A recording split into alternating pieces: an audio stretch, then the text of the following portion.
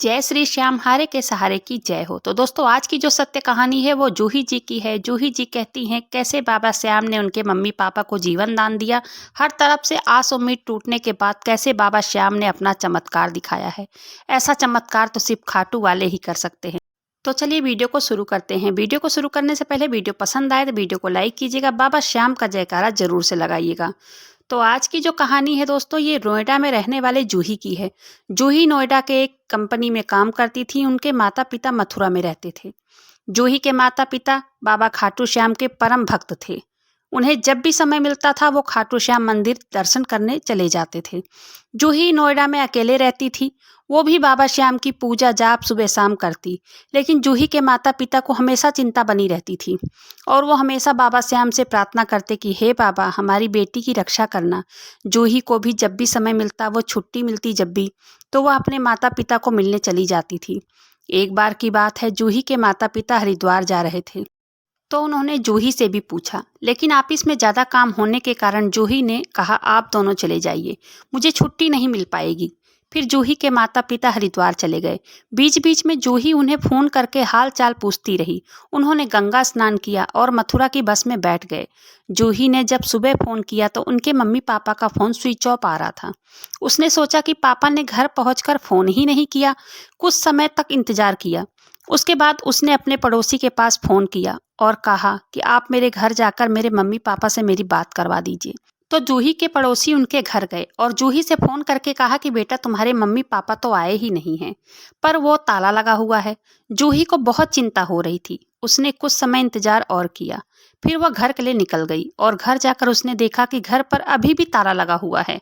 2-3 घंटे और इंतजार किया उसने, तब भी जब नहीं आए वो, तो वो पुलिस स्टेशन पहुंच गई और पुलिस को अपने माता पिता की फ़ोटो दिखाकर उनसे सारी बात बताई। तब इंस्पेक्टर ने कहा कि हरिद्वार से आने वाली एक बस का एक्सीडेंट हो गया है। जहां एक्सीडेंट हुआ है वहां के अस्पताल का एड्रेस मैं दे रहा हूं, आप वहां पर जाकर पता लगा लीजिए। तब जूही बहुत रोने लगी। तब जूही के पापा के दोस्त जूही को समझाने लगे। जूही ने अपने भाई को कॉल करके सारी बातें बताई। जूही के भाई भाभी मुंबई में रहते थे। उन्होंने भी जल्दबाजी में ट्रेन पकड़कर मथुरा आ गए और जूही के भाई भाभी जूही के साथ घटना वाली जगह पर पहुंचे।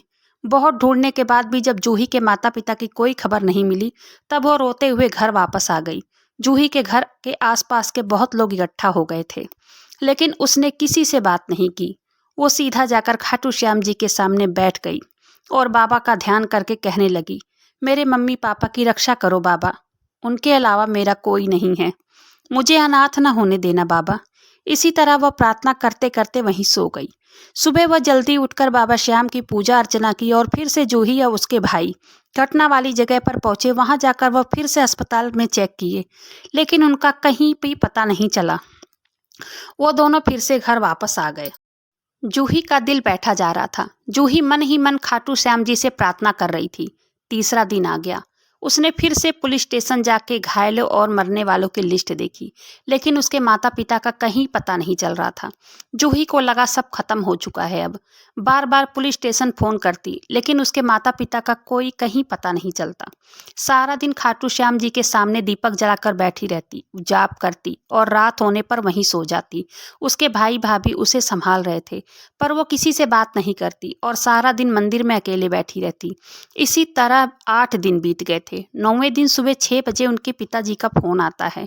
वो मथुरा के बस स्टैंड पर बैठे हैं।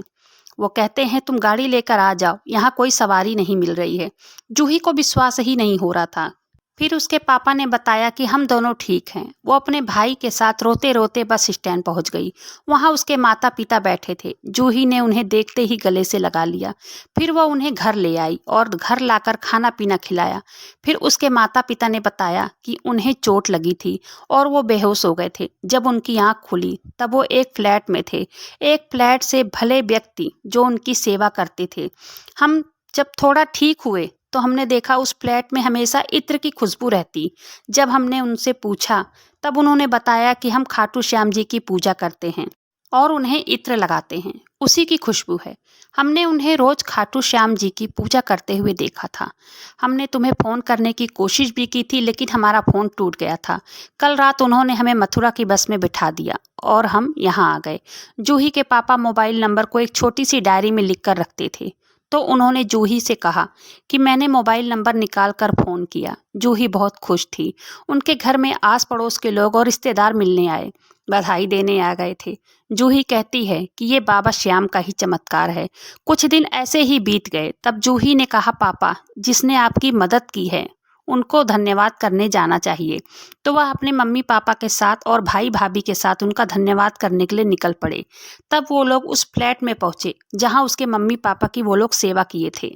वहां पर पहुंचकर वो फ्लैट में जाने लगे तो सिक्योरिटी गार्ड ने रोक लिया। बोला, कहाँ जा रहे हो, किसके घर जा रहे हो? तो जूही के पापा ने फ्लैट बताया कि तीसरी मंजिल पर एक युवक और एक उनकी पत्नी रहती है, उनके घर पर जाना है। तो सिक्योरिटी गार्ड कहने लगे, उस तीसरी मंजिल पे तो यहाँ पर नहीं रहता कोई भी। उन्होंने ले जाकर फ्लैट दिखा दिया, कहा इसमें इनके घर पर जाना है, हमें इसी फ्लैट में जाना है। बाहर ताला लगा था तो गार्ड ने कहा कि ये फ्लैट 2 सालों से बंद है। यहाँ पर एक बुजुर्ग दंपत्ति रहते थे, वो भी अपने बेटे के साथ अमेरिका में सेटल हो गए हैं।